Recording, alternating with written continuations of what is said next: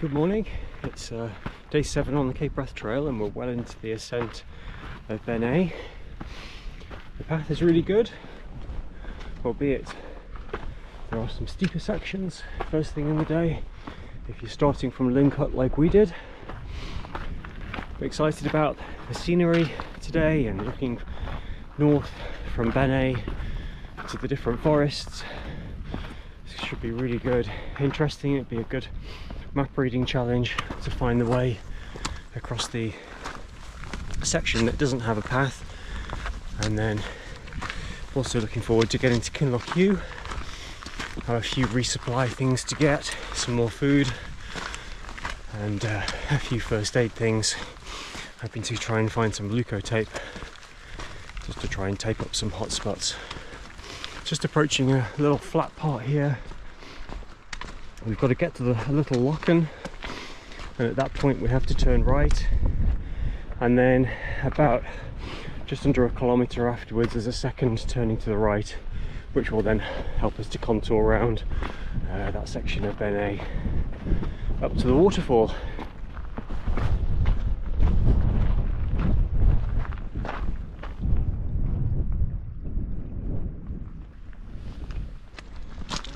Okay, so we've stepped over the stepping stones now, over the river. Soon should be coming to see the Loch, which will roughly mark where we have to start turning right and start making another steeper ascent. Okay, so there's the Loch on the Harvey maps, and then you can see the path wandering down in this direction, and then the first right turn is to go up in that direction, helpfully marked by a very bright Atom Packs bag. Thank you, Atom Packs. And then the second right turn must be further on in that direction.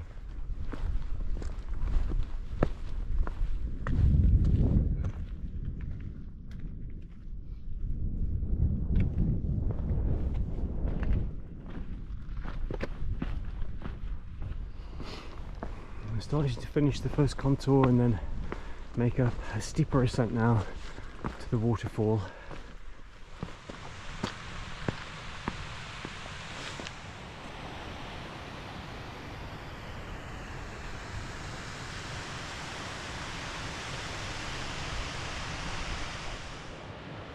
Okay, so I think according to the guidebook you have to cross below the main waterfall, but it hasn't really rained for 3 days, and when the water conditions are like this, you're going to find lots of places you can cross.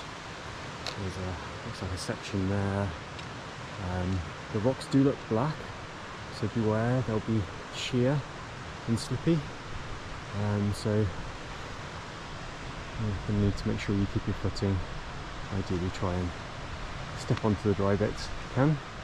We're going to head up to the Loch, or the Loch, further up here, and try and take in the scenery. We're so close to some of these hills that you just can't get a sense of perspective and just how big these are and how imposing, but it is so inspiring. It's so wild. There's a definite barren, stark beauty here. I'm really glad I've come this way.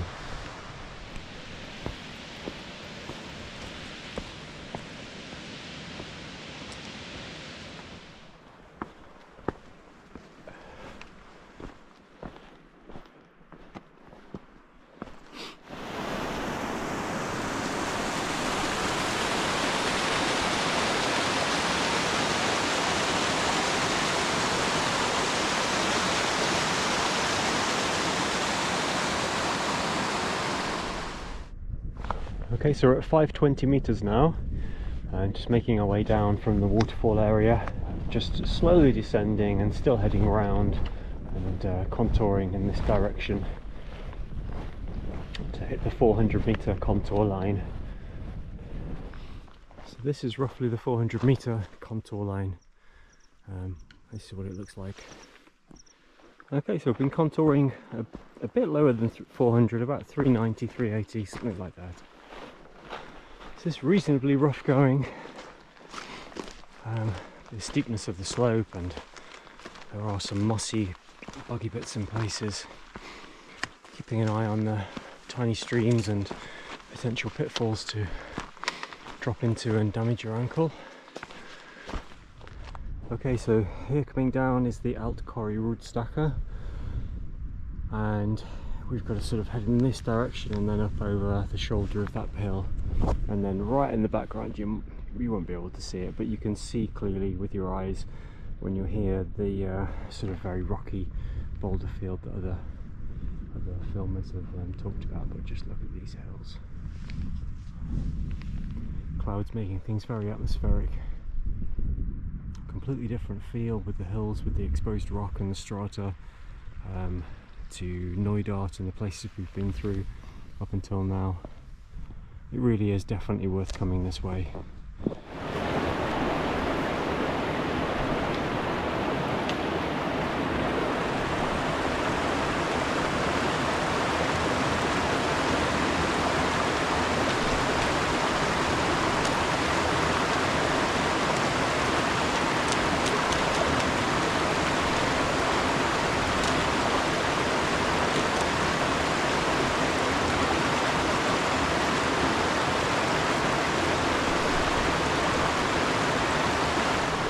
Okay, that's me crossing the river. I'm about 370 metres here. There's loads of places you can cross in these level of water conditions. The water levels are high, take your time. The other side of the river will still be here when you're good and ready, so don't rush. Take your time to walk up and down the river and find somewhere that you feel confident to cross. Okay, so we're continuing to contour along this next glen. There was the appearance of a faint path on this section about sort of half a kilometre back that came and went. I followed that. It was heading in roughly the right direction, roughly the right height, so it seems sensible to make life a bit easier and have some easier ground to walk on. At some point we've got to head over in that direction and cross the river. Don't think it really matters when we do that. I'm going to keep going on over these higher points because it's easier to see if there are any paths appearing further down in the glen. Okay, the ground's got a little bit easier now, and we're about to come to a river we've got to cross. Right, just got to find somewhere to cross. Okay, I've stayed a little bit to the right of where the path is. You could have joined it further back up there, but I wanted to keep some altitude and not have to reclimb so much.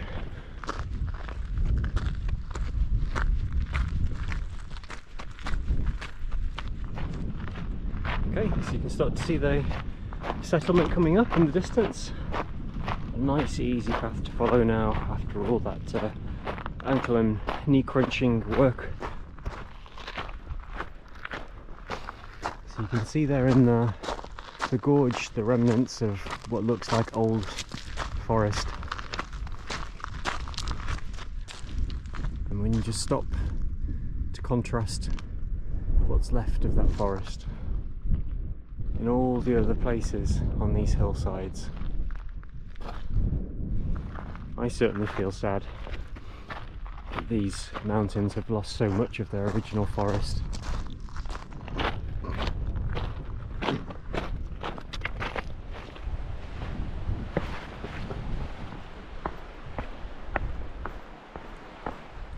This is definitely not rough ground. This is the last of the path now that's taken us into Kinloch.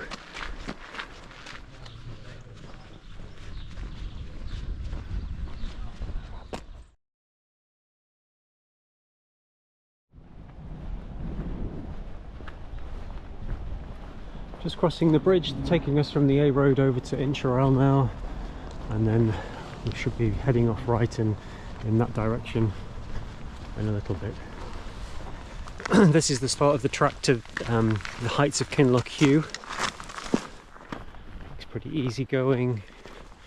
Weather's settled. There's a little bit of rain in the air, but I'm hoping that the weather's coming from that direction and I'm going to get some sunshine in an hour or two.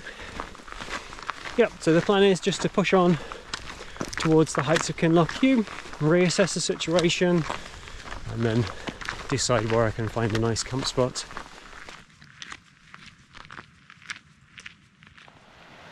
So I'm walking along here in the glen, and I think I must have it to myself. Just really pretty, really beautiful, very peaceful. Now there are trees again, I can hear the bird song. Okay, we're making our way up Glen Nemus and up to Loch. You can see the evening sunshine catching the top of the hills. Temperature's dropping obviously because the sunshine's gone from this lower down part of the glen, so using the sun hoodie as a bit of insulation. Really versatile piece of clothing. I'd highly recommend it, especially for long days outside, just to avoid sun exposure. The last thing you want is a burnt back or neck, and then have to carry a pack on top of that. So I've been really liking it so far, with a merino wool base layer on underneath, just so you've got something natural close to the skin. It's a lovely evening for a hike. I'm feeling good. I'm going to push on for an hour or two at least and see how far and how close I can get to Loch Nid.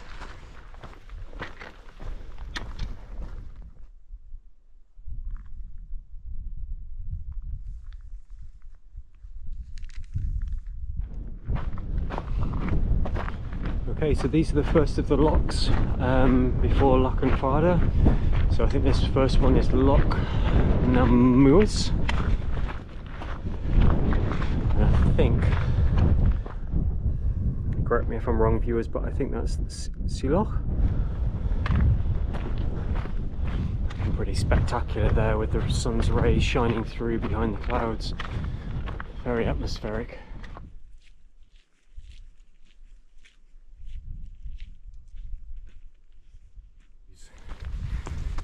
Not many people seeing this evening. I think I might have all of this place all to myself.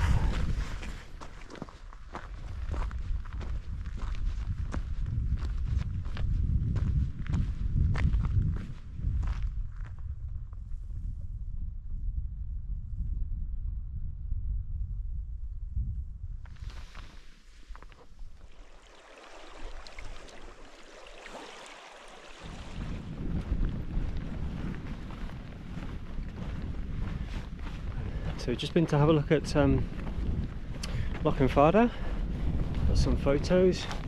Look at those colours in the sky. Incredible.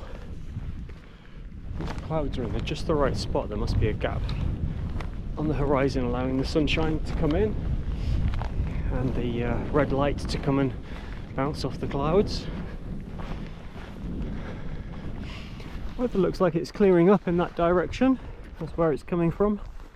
So on to the next point now. Feeling good. Just had a little break, made sure I've had enough water. I'm hydrated, I've had plenty of food, I feel warm. Okay, those of you who've been hiking in the Peak District will be right at home in this terrain. Peat hags, up and down, precarious boggy bits, steep climbs out of the depressions. All good fun, and then the skill of looking on the terrain for convincing path signs. I think we've got one there. Look at the silhouettes of those clouds on the horizon.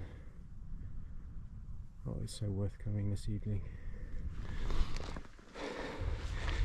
Yeah, so once that sun drops behind the cloud, the light conditions are going to drop. So I've got everything ready. I've got my torch. I charged that to full this morning. I've got a spare battery within my Flextail Zero pump if need be. Looks like it's going to be clear in places, so there will be some light coming through. It's not completely cloudy. Okay, so we've reached the waterfall, no problem. There's loads of places to cross it, loads of safe places. So we're going to have a wander down carefully, get up over the waterfall, and then we're heading in that direction over there to drop down to Loch Nid. And I think that'll be the camp spot for the evening. Okay, so the going's still really good. I've picked up the path really easily. It's nice and clear. It will look pitch black to you, but it's not. It's more like Twilight here, so not having to use my torch yet. I can see the path a good sort of 300 meters in the distance. I know it has to stay to the left of the river. I know which glen I'm heading to. I've got to go down this glen and then round to the next one on the left. I can't really go wrong. Just got to be careful with foot placement, obviously, taking it really steady. Pace is, you know, a good 1/3 slower than during the day, so you're nice and careful. Place your foot gently first before you put your full weight through it. Do all the right things. I'm gonna have a few snacks now and then continue onwards.